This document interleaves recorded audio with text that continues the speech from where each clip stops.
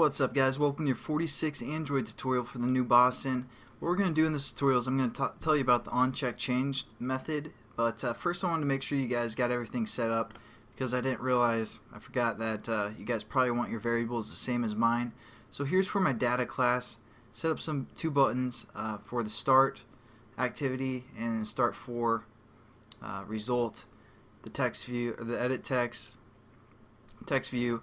Then again, for the data class, you want to use the get layout, and then I created this initialize method, which initialized all those variables, set the references, set the onCheckedListener to this, and then I just want to show you this as well because before I tell you guys to do the view.onCheckedListener and do it that way, but also you can just type onCheckedListener. But if you hover over, you have two different classes where the onCheckedListener comes from. One's from the dialog interface. You don't want that one. You want it coming from the view package. So just click on that one, and then again we just have to implement that. So there we go. We have our onClick method set up for the most part. We'll get into that later. But also the other thing I wanted you guys to change real quick is our send XML. I forgot I wanted to add one button here. So just drag and drop a button in there. Let the text be return, and then the ID is button return right there. Nothing too new. You guys can again, set that up however, but I just wanted to show you guys how I set this up. And then I go into our open class, and again this is how I set it up. I had the two text view references, question and test, the button reference, return data, had the layout set to send, set up an initialize method again where I added those references, and just going to set up that set onCheckedListener real quick. And again, this class is going to implement the onCheckedListener.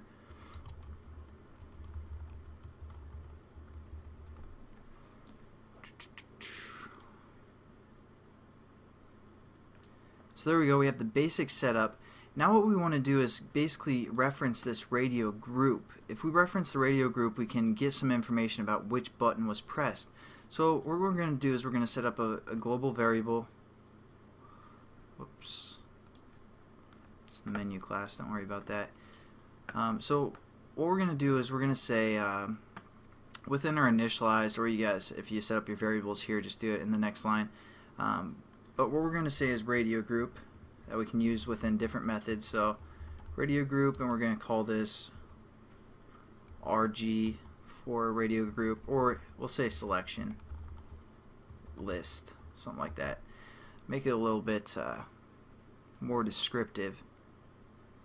So there we go. We have a radio group set up, and then go within your initialize method or wherever you guys are using, or whatever you guys are using for the most part. We're going to say selected or selection list, which is again a radio group. We're going to hit dot, and we're going to say set on, and then it gives you pretty much the preference that it's going to look for.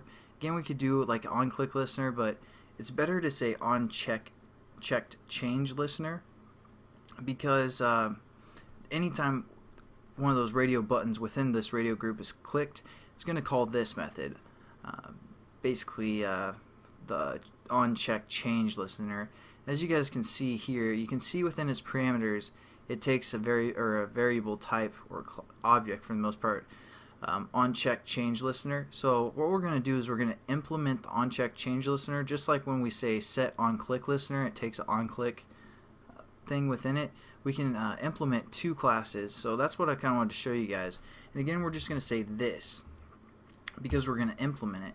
So how you implement two classes is just hit comma, and then do onCheckedChangeListener, because again this is a class name that this set onCheckedChangeListener is looking for. So all we got to do is hover over it and say import, and again we have two options. We want to import it from the radio group class, so select that one. And again, we have to use the methods every time we implement something, so add unimplemented methods. Now when you implement something, again you have to use the method within it, and when you extend something you can use the method in it. But the thing is, you can only extend one class, so I couldn't do like another class here or something. But you can implement more than one class, so that's nice. That's kind of a difference between implementing and extending as well. So basically, when we scroll down, this is for our button that we have, that return button that we set up, and this is for a radio group. And at any time one of those radio buttons is selected, it's going to tell us what group it's from, and also basically the ID of which button was selected. So we're going to go within here because again it gives us kind of the information about the radio group that was pressed or something changed within it. And it's also going to tell us which button within that radio group was pressed. So what we're going to do is set up a switching case, kind of like we do anytime we have multiple things going on. And it's pretty simple. All we're going to do is say pass in the second argument called arg1, and this is going to give us pretty much the button that's pressed, or the ID of the button. So now what our cases are going to be is just the IDs of those buttons. So we're going to say case, and then r.id. R crazy. What was our top answer? Top one was crazy. And then we're going to just set this up for the most part. Copy and paste this twice because we had two buttons.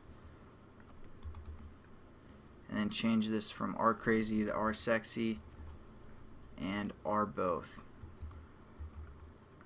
Then Control Shift F for format.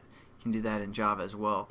So again, it's giving us the ID of the button, and then if we're looking for this individual button, it's going to set that up. So there we go. We basically have our class set up for the most part. We'll break it down a little bit more in the next tutorial. So I'll catch you guys then, and hope you have a good day.